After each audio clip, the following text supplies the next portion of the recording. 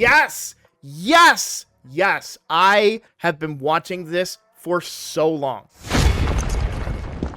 Hello everybody, I'm Roadblock and this is a Raid Shadow Legends video. I am so freaking excited because we have some quality of life updates I have been wanting for a very, very, very long time, and we are finally looking like we're going to get some of those. So I'm very excited. I want to share them with you, share my thoughts and opinions on why they're good, and just kind of go through it. So we're going to get started. They're saying that they're going to make some changes, but it's going to take a couple months. So we're not going to see these changes next week or anything, but hopefully sooner rather than later. So for Tag Team Arena, it says, you asked, we listened. The team agrees that Tag Team Arena could use some improvements. And while there are plenty of ideas on the table, one big change is already in the works. Expanded Tag Team Arena tiers are happening later this year. This should make it easier to climb the ranks and complete your missions. Yes, yes, yes. I have been watching this for so long. So I've been wanting this because, listen up, I just got a new promo link that you can use to follow along with me on my latest free-to-play adventure and get a free Elenaril as well as 3 more powerful epics as you level up. Here's how to do it. Log out of Plarium and Play and uninstall. Click the link in the description and register with a brand new email. Launch Raid and complete the tutorial. Go to your inbox and claim your first champ. Don't miss out on your chance to get Elenaril right after signing up,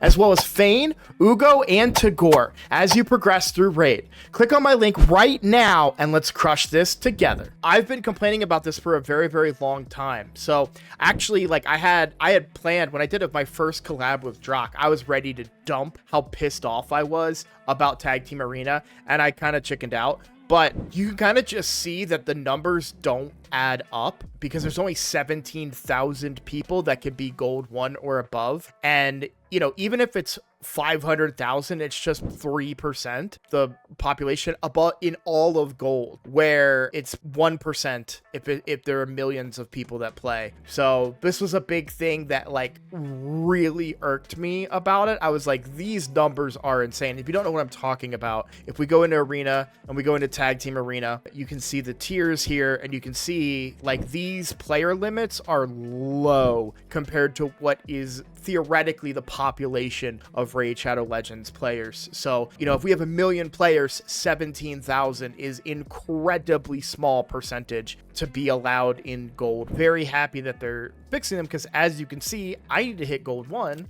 And as you can see, I'm currently on the mission to do so for Ramatu. Now, I have hit gold 1 before, but I hit it a long time ago for a very brief moment, and I immediately went down the following week and haven't really tried to hit it since because it required a lot of effort on my part, and probably a little bit more than I feel is necessary to only hit gold 1 of an area. So I was pretty disappointed in that. But yeah, that's the only thing stopping me from really getting Ramatu. I'm really happy that they are going to make getting to gold a lot easier. I'm excited about that. That has been one of my biggest complaint for a very, very long time. So now we can move on to Classic Arena. Great news. Blind Reset is officially landing this summer. The team is also working on a possible change to the reset logic. And while there's no ETA yet, they're considering a quality of life for the platinum avatars, a reward for taking. If I'm understanding correctly, this is going to be like when the servers reset. So right now, typically the way to hit platinum is you have to play in regular Classic Arena. You basically have to play right up until reset. And it sucks for players that are in different time zones.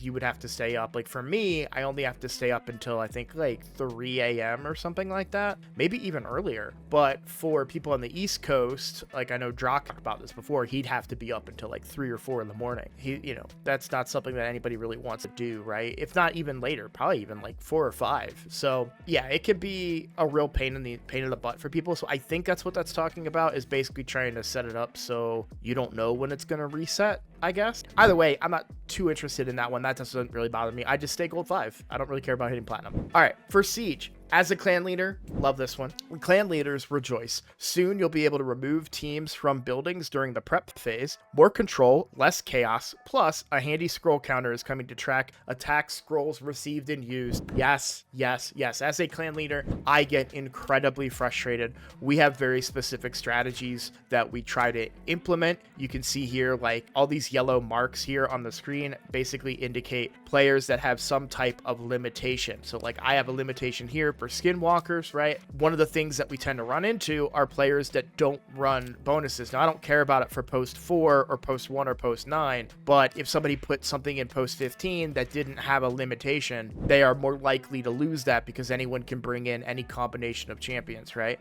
So to be able to limit it and say, hey, you can't use Marius, or you can't use Commodus, or you can't use Nice, right? By creating one that's Ogrins only, for example, or Skinwalker only in my case, or Dwarves only, right? Because I have Admiral Blacktusk. Sorry, I'm blocking the team. And so, you know, I've got my Skinwalker. That's not my team. I've got my Skinwalker team with Bolent Freewalker, and then I've got Admiral Blacktusk in a Dwarf team that I've made videos on all those teams before. So, but yeah, I'm happy to be able to be like, oh, hey, you know, somebody put their thing in post 14, but I have a really good Knights Revenant team that can go there. Can you take them out? Be like, boop, popped out. And then I can tell them, hey, I popped you out. You need to find another spot for your team because, you know, so-and-so put their team in. I'm very excited about that. I like having a little bit more control over it because it's definitely frustrating. Even for me, spamming the heck out of people in my clan, like, hey, I have a Skinwalker team that needs to go into post 8 and you've got just a random team in there. Can you move, please? You know, they move, and then it's like, oh, well, I'm away from the computer, see it on my phone, I come back, and then somebody else took post 8, and it's like, oh, you know? So I'm very excited to be able to have a little bit more control in the siege mode. So I'm excited about that one quite a bit as a clan leader.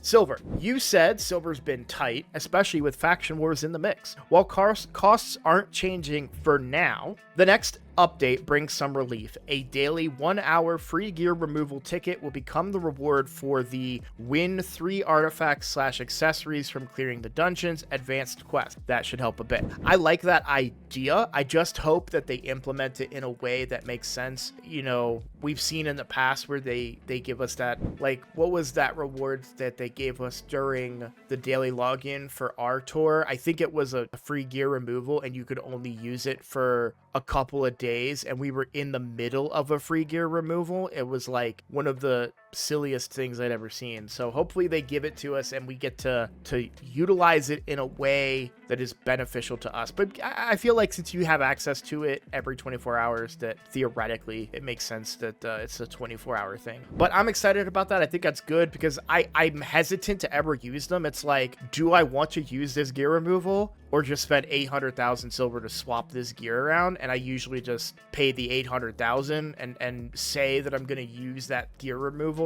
token the next time I go to rebuild a bunch of champions, and then I never rebuild a bunch of champions. I just always just never use the gear removals. So to have a daily one would be really nice to be like, okay, let me knock this quest out real quick, pop this gear removal, swap my gear for Chimera, and then send my team into Chimera. Or even, hey, I'm going to do this quest, swap my gear for faction wars, do faction wars, and then swap the gear back. Like, it's a really good idea. So I would still prefer for them to just get rid of it, silver for swapping artifacts in general, but you know, we'll see. Gear management. Now I'm going to talk about this one a little bit. So inventory control is getting an upgrade. New sorting filters for artifacts and accessories are on the way to help you organize and sell your gear more easily. Look, all I want from this, one thing, one single thing. Let me search for gear that doesn't have a specific stat. Let me search for gear that doesn't have speed or doesn't have accuracy, right?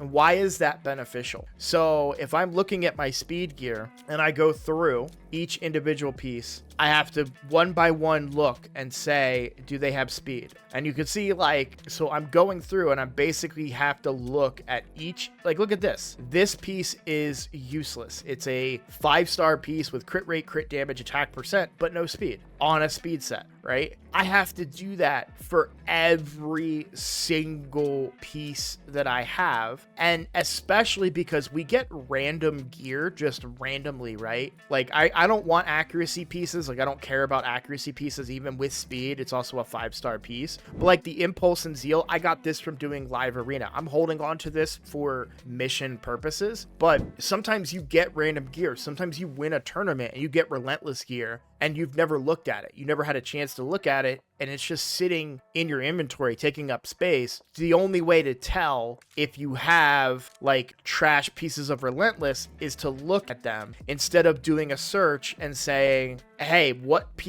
doesn't have any speed, right? And so you have to like manually come through and look at these pieces and find stuff that is good or bad that you didn't get a chance to look at previously. So to be able to say, hey, show me all my pieces without speed, and boom, gone. Show me everything that doesn't have accuracy. Boom, gone. And obviously I would make a decision and be like, okay, you know, maybe savage and lethal pieces, I want maybe more crit rate, crit damage, and attack percent. So maybe I overlook the speed requirement a bit, but oh, it's a 5-star piece. Nah, get rid of that, right? And so that's all I want. That's all I want to be able to do with gear, is to filter by stuff didn't hit. I may want to look at the Righteous set and say, show me what doesn't have speed and what doesn't have resistance, because this is a resistance based set that I would probably want to put on champions. And so, you know, kind of keep that in mind. But that's kind of how I feel. That's what I want. I hope that's what they're going to do with that. It's a little more vague than I would like, just simply saying like, hey, we're going to make things better. But sometimes they're like, yeah, we're going to make things better, and then really got still flaws, and you can have better success from using third-party applications like RSL Helper and stuff like that. Okay, now for one of the biggest ones, we have Minotaur quality of life. Yes, you said it so many times, even the Minotaur will be getting some love. Expect a Super Raids event as a first step to see if you enjoy it, which we will,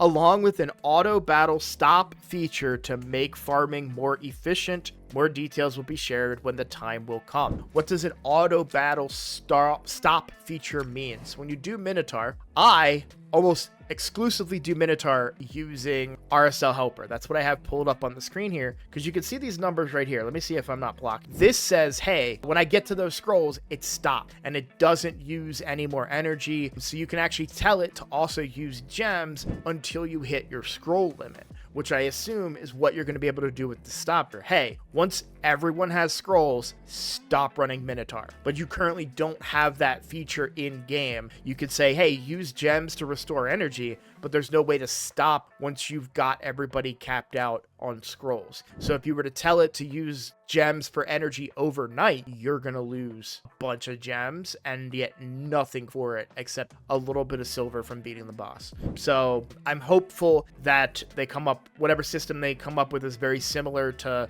like, hey, I want to get these scrolls done and perform that way, because yeah, that's a big pain in the butt. And hopefully this will translate not only to Minotaur, but hopefully this lays the groundwork for other areas of the game. For example, I want to stop running Spider at 1,700 points in the tournament. I can tell RSL Helper to stop running at 1,750 points. I can't tell Raid Shadow Legends to do that by itself. So that would be a really good beneficial thing to do as well, is to translate that to tournaments. And Sand Devil, right? Same thing. Hey, stop when I hit 5,200, or maybe I just want these. Stop at 3,600, right? There's a lot of different things and different ways that they can do this, and I would really like to see them expand that across other areas. Hey, stop running the event dungeon when I'm at 1,900 points. You know, that type of stuff. So yeah, I hope that they embrace that, and I'm very, very excited. Now, I don't usually do news content on the channel, but I really felt that it was important to talk about this one because these are really,